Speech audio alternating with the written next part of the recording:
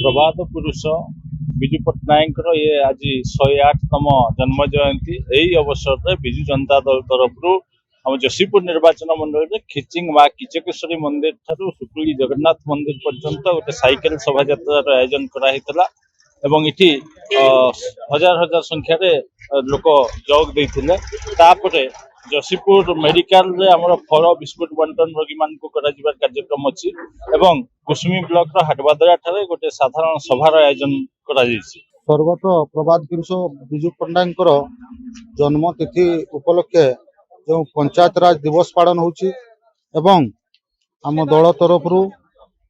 आज आप देखुवे Virat cycle rally Khiching ठारू बाहरी आप जगन्नाथ मंदिर सुकुड़ी पहुंचीचु आम एवं विभिन्न जगार आज डाक्तरखाना रोगी मान फल बंटन भी व्यवस्था हेबो एवं जो आपंकर निर्वाचन मंडली स्तरीय आज गोटे सभा हम साधारण सभा एवं से प्रभात पुरुष विजु बाबू जन्म तिथि उपलक्षे बहुत लोक समागम हेबे जो आम हाटबदार कुसुम ब्लॉक यहीपरी भाव विभिन्न प्रकार सामाजिक कार्यक्रम